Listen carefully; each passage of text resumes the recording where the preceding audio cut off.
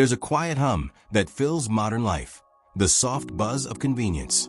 You can hear it in the background of your day, the click of a food delivery app, the gentle glow of your phone lighting up with another notification, the quiet hum of your air conditioner keeping the temperature just right. We live in the most comfortable age in human history. Every desire can be satisfied with a swipe, every question answered in seconds, every inconvenience solved with technology. And yet, beneath that surface of ease, something strange lingers, a faint restlessness that never quite goes away. It's a paradox. The more comfortable we become, the less content we feel. We scroll endlessly through curated feeds, searching for something we can't name. We binge-watch shows until our minds feel foggy. We chase the next purchase, the next upgrade, the next escape. But when the excitement fades, the emptiness returns. And somewhere deep inside, we whisper to ourselves, "Why am I not happy?" It's a question humanity has asked for thousands of years. But if you were to travel back in time, to a small garden just outside ancient Athens, you might meet a man who already knew the answer. His name was Epicurus. Epicurus lived more than 2,000 years ago, yet his message feels more urgent now than ever. He believed that the purpose of life was happiness, but not the kind we chase today. When people hear the word Epicurean, they often think of fine food, luxury, indulgence. But the real Epicurus would have smiled sadly at that misunderstanding. He taught something very different, that true happiness isn't found in more pleasure, it's found in less craving. Epicurus invited his friends to live simply in a small garden, away from the chaos of the city. They grew their own food, shared long conversations, and celebrated small joys. They sought peace of mind, ataraxia, the deep calm that comes when your desires are in harmony with what life can offer. He taught that there are three kinds of desires: natural and necessary desires, food, friendship, safety, love. Natural but unnecessary desires, luxury foods, entertainment, status. Empty desires, power, fame, endless wealth. To Epicurus, happiness meant focusing on the first, enjoying the second in moderation, and letting go of the third completely. He believed that chasing endless comfort and luxury would never satisfy the soul. It would only feed its hunger. And looking at our modern lives, it's hard not to see how right he was. Think about the last time you bought something new, a phone, a car, a piece of clothing. For a few days, maybe you felt that spark of excitement. But slowly, the feeling faded. Then, before you even realized it, you were looking forward to the next thing. Psychologists call this the hedonic treadmill, the cycle of wanting, getting, and then wanting again. It's not because we're greedy. It's because our brains are wired to adapt. Pleasure fades, and we chase the next dose. But Epicurus saw this long before modern psychology existed. He taught that chasing more will never bring peace, because every new pleasure creates new dependence. You start needing things just to feel normal. Your baseline for happiness shifts upward. So what happens when you remove all struggle?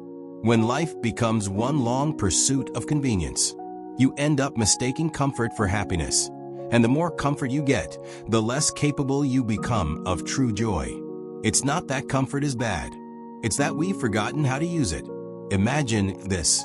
You wake up in a soft bed, reach for your phone, and within seconds, the world floods in. Emails, messages, news, weather videos. You scroll through them while sipping a perfectly brewed coffee from a machine that remembers your favorite settings.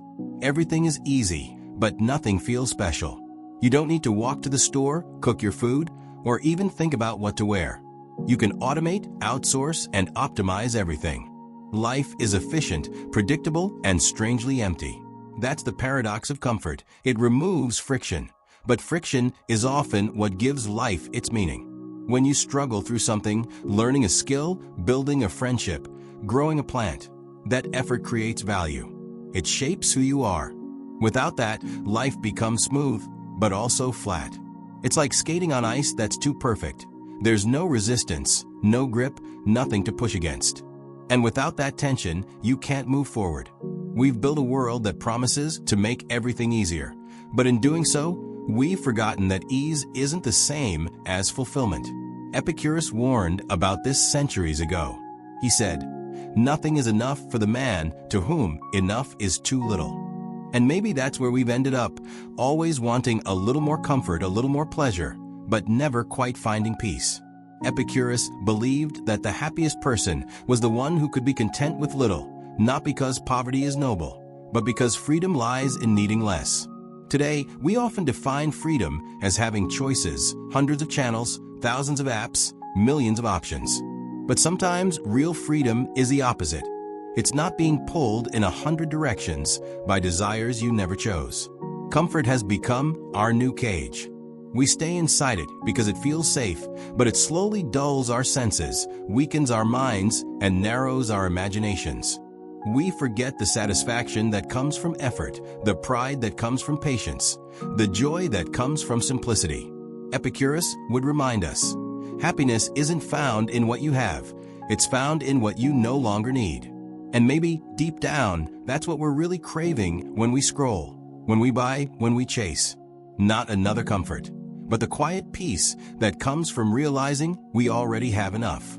If you met Epicurus in his garden 2,000 years ago, you might be surprised by how ordinary his life looked. No golden cups, no lavish feasts, just a few close friends sitting under fig trees, sharing bread, olives, and laughter as the evening sun slipped behind the hills of Athens.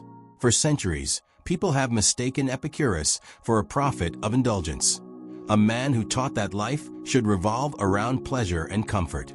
In reality, nothing could be further from the truth. Epicurus didn't worship pleasure. He studied it. He wanted to understand what kind of pleasure leads to peace, and what kind traps us in endless craving. He was born during a time of political chaos, when Greek cities were falling to foreign empires and old beliefs were crumbling. People were anxious, searching for something stable to hold on to. Epicurus offered an answer that was both radical and simple. Happiness is not found in wealth, fame, or power, but in peace of mind. He called that peace ataraxia, a word that meant freedom from disturbance. It wasn't about escaping the world, but learning to live in it without being shaken by every storm. To reach that peace, Epicurus built a community, not a temple or a kingdom, but a garden. There he and his friends lived quietly, sharing thoughts and meals, believing that philosophy should not be a theory, but a way of life. He once wrote, "If you wish to be rich, do not add to your money." Epicurus observed that not all pleasures are equal. Some free you, others enslave you. So he divided human desires into 3 types, a simple but powerful map for understanding why we suffer. Natural and necessary desires. These are the needs of life: food, water, friendship, safety, love. When these are met, the body and mind rest in calm. A loaf of bread shared with a friend could bring more happiness, he said, than a banquet eaten in loneliness. Natural but unnecessary desires. These are pleasures that add comfort but aren't essential. Fine food, art, music, luxury. They're not bad, but they become harmful when you depend on them to feel alive. Empty desires, fame, power, endless wealth, the need to be admired. These, Epicurus warned, are illusions. They have no natural limit. You can never have enough fame or enough status. They feed on themselves, creating the illusion of meaning while draining peace.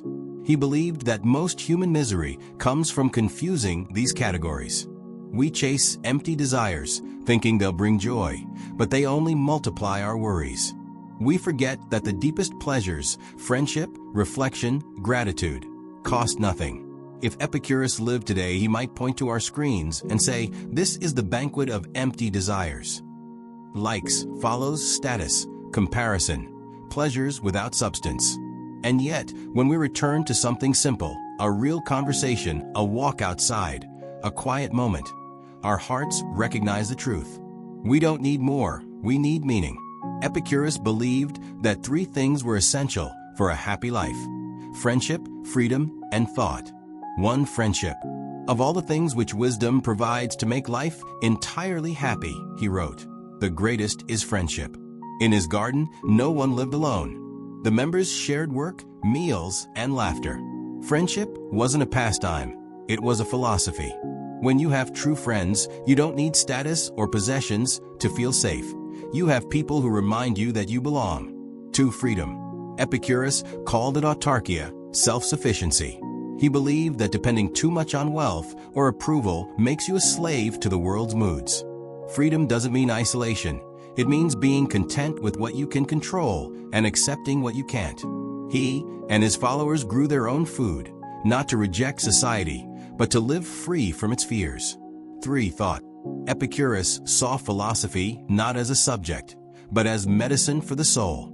He encouraged his students to reflect daily, not to chase abstract truths, but to heal anxiety and confusion. They discussed questions like, what is truly worth desiring? What do I fear and why? By understanding themselves, they found peace. Together, these 3 pillars formed what you might call the Epicurean triad, a recipe for a happy life built not on possessions, but on connection, independence, and clarity. And maybe that's what many of us are missing today. We have more tools to connect than any generation before us, yet fewer true friends. We have more freedom of choice, but less freedom of mind. We have endless information, but little time for thought. Epicurus's wisdom whispers across centuries. Happiness is not a destination, it's a practice. In recent years, minimalism has become a lifestyle trend. People declutter their homes, sell their possessions, and post photos of white rooms and tidy desks. But Epicurus's version of simplicity ran far deeper. It wasn't about aesthetics, it was about peace. Minimalism today often focuses on things, what to keep, what to throw away. Epicurus focused on desires, which to nurture, which to release. He would ask not, how many things do you own, but how many things own you? The danger with modern minimalism is that it can become another competition, another identity, a new form of pride. Look how little I need. Epicurus would smile gently and remind us that even detachment can become an attachment if it feeds the ego. True simplicity, to him, was invisible. It wasn't about how your life looked, but how your heart felt. You could be surrounded by beauty and still live simply if you didn't depend on it to feel whole. You could live in poverty and still be restless if your mind craved more.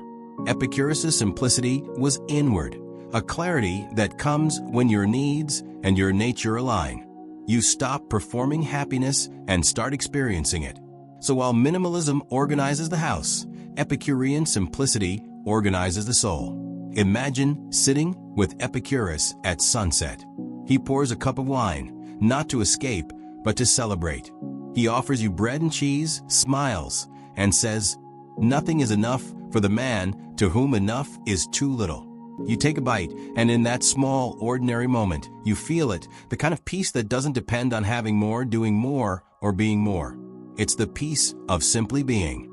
That's what Epicurus wanted the world to remember.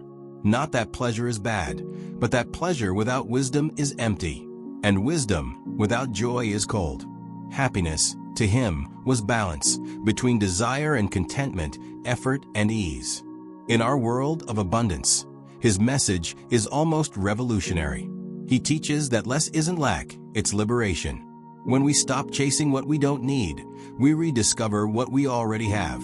A quiet mind, a warm friend, a moment of laughter, the gentle satisfaction of enough. And that, perhaps, is the art of simple happiness. To realize that peace doesn't come when life is perfect. It comes when you no longer need it to be. It's late at night. You're lying in bed, lights off, thumb scrolling.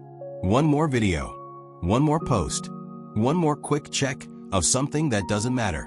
Your eyes are tired, but your brain is buzzing, searching, refreshing, consuming. You know you should stop, but stopping feels uncomfortable. So you keep going. We live in an age where silence feels awkward and stillness feels wrong. Every spare second, waiting for a bus, eating lunch, standing in line, is filled with noise. Music, podcasts, social feeds, endless streams of words and images. We call it entertainment, but sometimes it feels more like anesthesia. It's not that stimulation is bad. It's that constant stimulation makes reflection impossible. When your mind is always reacting, it never has time to think. When you're always distracted, you forget how to listen. not to others, but to yourself. The modern world offers us comfort from discomfort, but in doing so, it also offers numbness instead of peace. We don't sit with our thoughts long enough to understand them. We don't feel boredom long enough to be creative. We rush from one notification to the next, mistaking movement for meaning. Epicurus would have seen this as a tragedy, not because he was against pleasure, but because he believed that real pleasure requires awareness. You cannot enjoy life deeply if you never slow down enough to notice it. Sometimes, the greatest discomfort is simply being alone with your own mind. And yet, that is exactly where depth begins.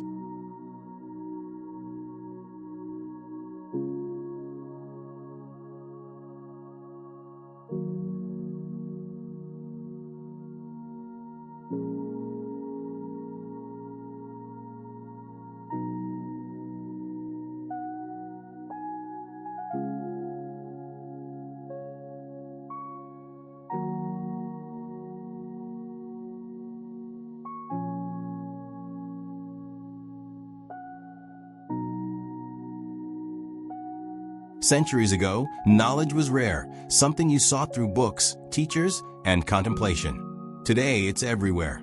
We are drowning in information. News, articles, videos, memes, advice, opinions, millions of voices competing for our attention.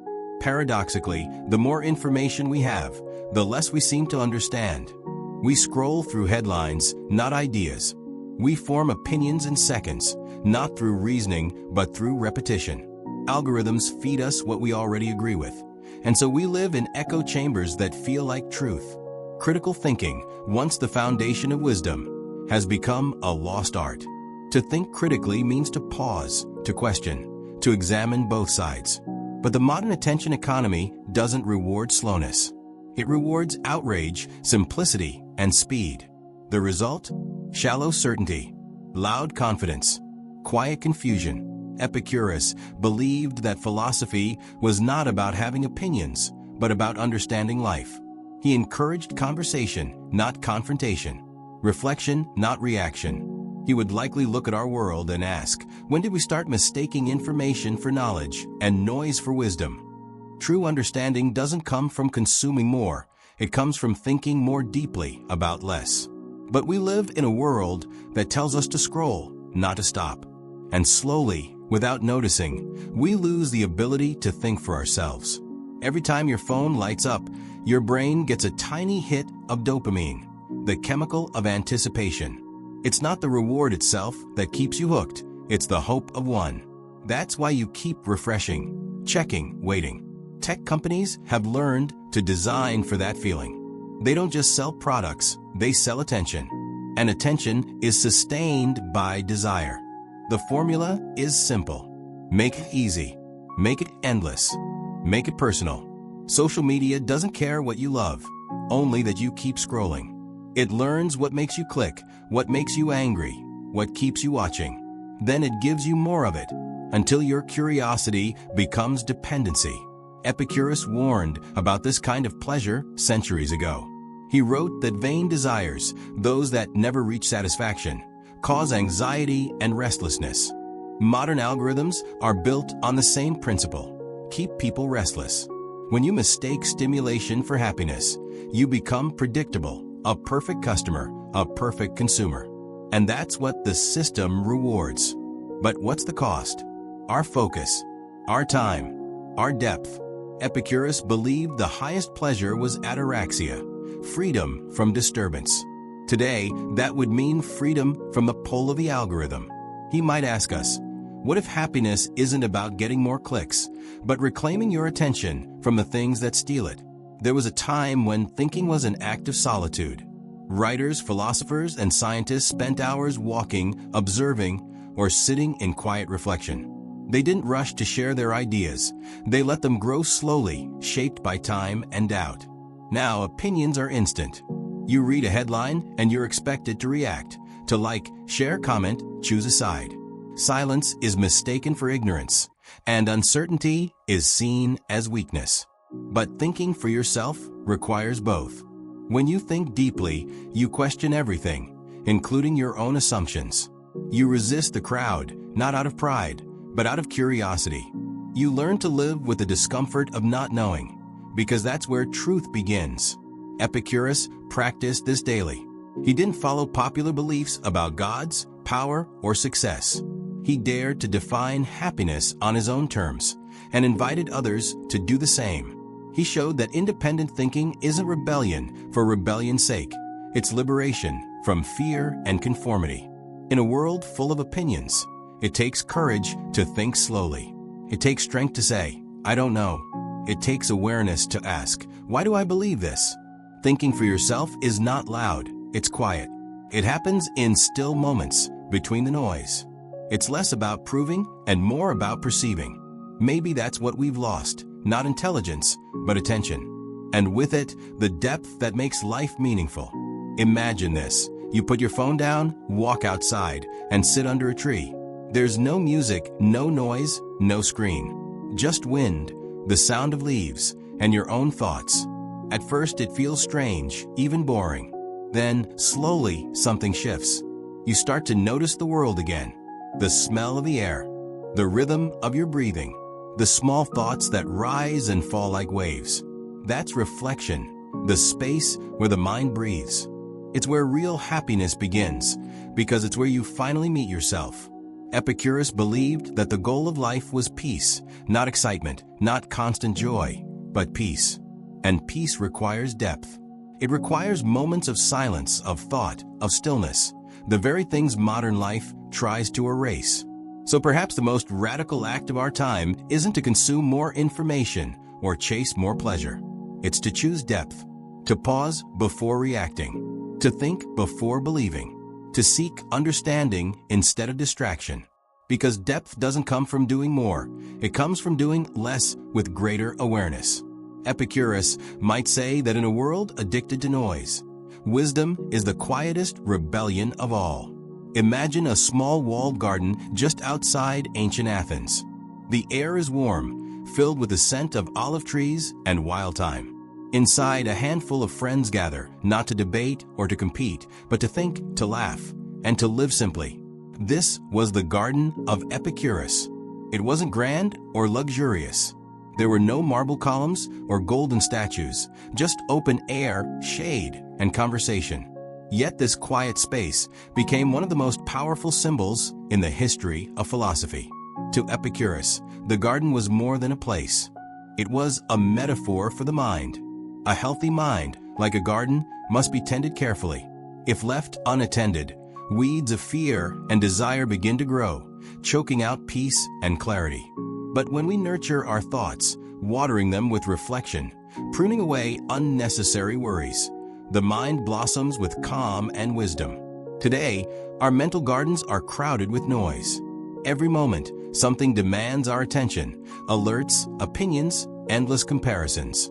We fill our heads with weeds, then wonder why we can't think clearly.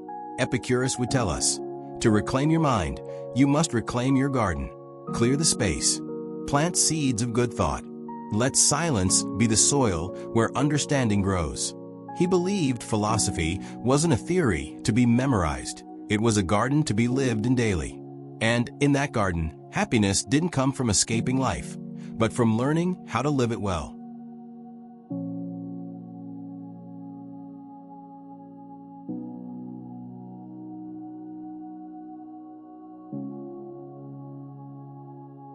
Ataraxia, a single Greek word that means freedom from disturbance, or more simply, peace of mind.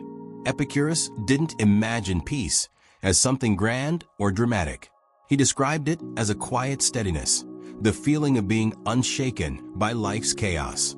You still experience ups and downs, but they no longer control you. In our world, this kind of peace feels almost impossible. We are surrounded by noise, literal and mental. Constant updates, expectations, comparisons, pressures. Our thoughts race, our focus fractures, and our emotions are pulled in 1,000 directions. But Epicurus's method was gentle. He didn't demand isolation or perfection. He invited practice, small, intentional habits that slowly calm the mind. He might suggest starting each day with a question. What do I truly need today? Not what others expect, not what the world demands. just what your nature, your mind, body, and soul genuinely need to be at peace. Practicing ataraxia means choosing what to let in. It means learning to say no to certain pleasures, not because they are bad, but because they are noisy. It means noticing your thoughts the way a gardener notices the weather, without panic, but with patience. When storms come, the garden bends, but it does not break. When distractions come, you acknowledge them, then return to calm. In stillness, you begin to realize something simple but profound. Peace is not the absence of noise. It's the strength to remain calm within it. Epicurus never rejected pleasure. He cherished it, but in a thoughtful way. He believed that the best pleasures are the ones that feed the soul, not just the senses. He often spoke of 3 kinds of pleasures that nurture peace: reading, reflection, and friendship. Reading. To read, he believed, was to converse with the greatest minds, to share in the wisdom of others without noise or pride. A single line, well understood, could do more for the soul than 1,000 empty entertainments. Today, reading can still be a refuge, a way to slow down and meet ideas that stretch us instead of distract us. Reflection. Epicurus told his followers to reflect daily, especially before sleep. Ask yourself, what gave me joy today? What disturbed me? What can I change tomorrow? Such questions don't demand perfection. They invite awareness. Reflection turns experience into insight, and insight into peace. Friendship. And above all friendship, Epicurus called it the greatest of all blessings.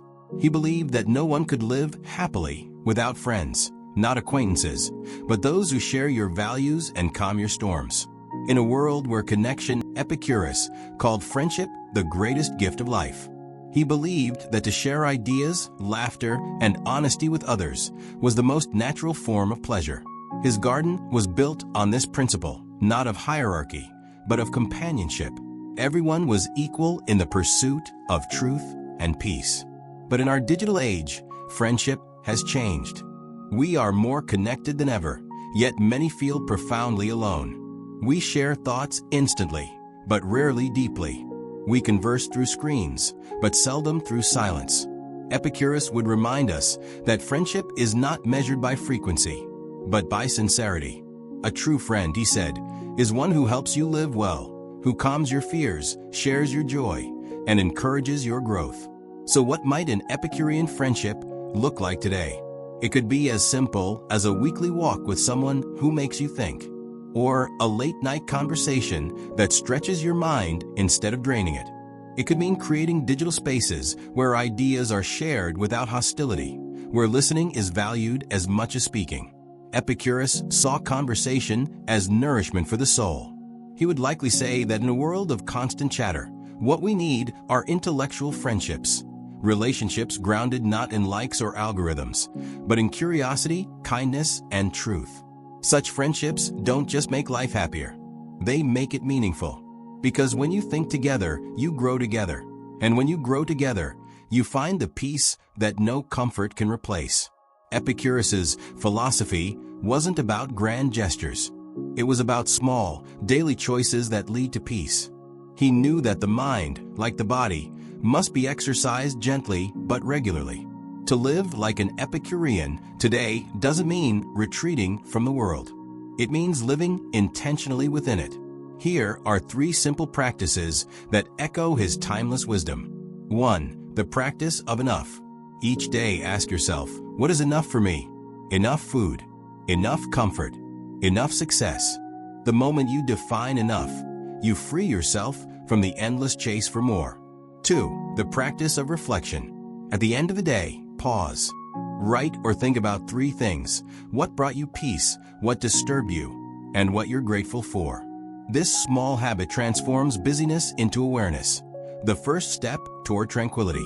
3. The practice of presence. Epicurus believed pleasure lives in the present moment.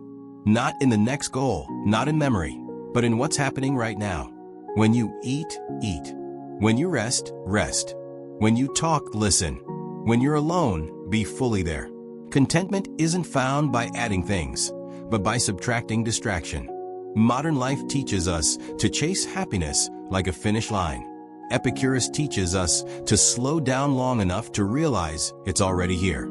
It takes courage to be calm in a world addicted to noise. Courage to rest when others are rushing. Courage to say, I don't need more, in a culture that tells you you're never enough. Epicurus's calmness wasn't weakness, it was strength. He faced illness, exile, and criticism, yet remained serene because his peace came from within, not from the changing world around him.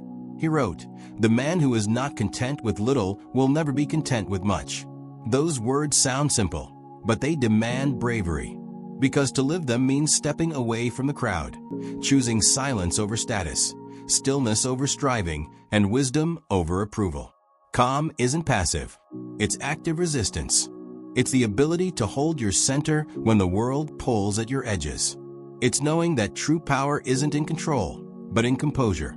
In our fast, loud, uncertain age, calmness is a form of rebellion. To be calm is to reclaim your humanity. It's to remind yourself that life is not a race to be won, but a rhythm to be felt. And sometimes, the bravest thing you can do is simply to pause. As the sun sets on the garden of Epicurus, imagine him sitting quietly with his friends. They share a modest meal: bread, cheese, fruit, laughter. There are no speeches, no ceremonies, no wealth. Just peace. This was happiness as he defined it: simple, calm, and free. Thousands of years later, we are still searching for what he found.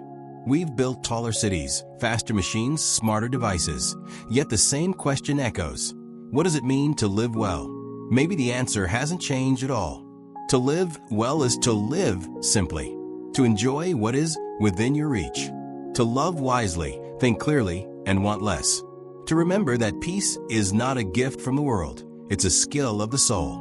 We've confused comfort with happiness, but Epicurus reminds us that comfort is only valuable when it serves clarity. True happiness is not the absence of struggle, but the presence of understanding.